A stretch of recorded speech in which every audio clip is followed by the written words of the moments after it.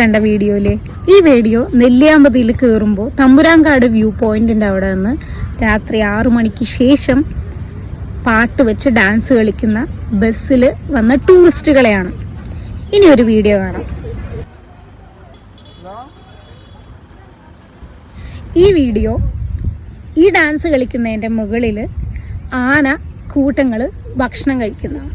എന്തുകൊണ്ടാണ് ഞാനിവിടെ ഇത് ഷെയർ ചെയ്യുന്നത് വെച്ചാൽ എനിക്ക് കുറച്ച് നിങ്ങൾ ഓരോരുത്തരും അറിഞ്ഞോ അറിയാണ്ടോ ചെയ്യുന്ന കുറേ തെറ്റുകളുണ്ട്.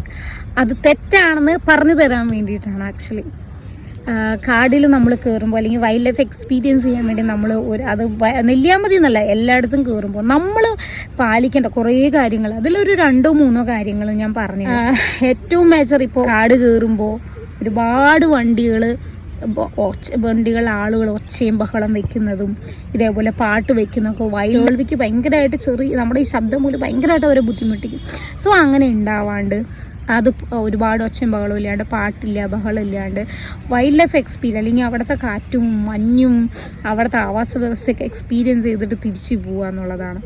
രണ്ടാമത്തെ കാര്യം കുരങ്ങുകളെ ഫീഡ് ചെയ്യുക എന്നുള്ളതാണ്. ബിയർ കൊടുക്കുന്നത്, ബിസ്ക്കറ്റ്സ്, നമ്മൾ മനുഷ്യന്മാർ കഴിക്കുന്ന എല്ലാ ഫുഡും കുരങ്ങിന് ഇപ്പോൾ കൊടുക്കുന്നുണ്ട്.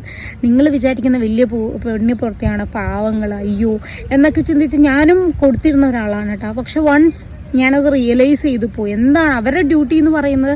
കാട്ടിലെ മരങ്ങളിലെയും അവിടുത്തെ എല്ലാം ഫലങ്ങളും കായ്കളും ഭക്ഷിച്ച് ആ കായ്കൾ കാഷ്ടത്തിലൂടെ വേറൊരു കൊണ്ടുപോയി എടുത്ത് വീണ് അവിടെ മരങ്ങളുണ്ടായി അതിലും ഇതേപോലെ ഫലങ്ങളും കായ്കളും ഉണ്ടാവാൻ പക്ഷികൾക്കും കുരങ്ങൾക്കും ഉപകാരം ഉണ്ടാവാൻ വേണ്ടിയിട്ടാണ്. അതിനാണ് നമ്മൾ മനുഷ്യന്മാർ സ്റ്റോപ്പ് ചെയ്യുന്നത്.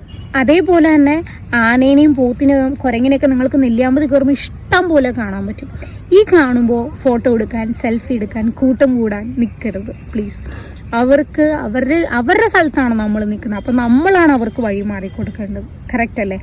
അതേപോലെ തന്നെ ദ മേജർ ഫാക്ടർ എന്ന് പറയുന്നത് single use plastic, biscuit, Kurkure പോലുള്ള സാധനങ്ങളുടെ പാക്കറ്റ്സുകൾ, മിനറൽ വാട്ടറിൻ്റെ bottles and more over diaper, sanitary പാഡ്സൊക്കെ ഇതൊന്നും നിങ്ങൾ പ്ലീസ് വലിച്ചെറിയരുത്.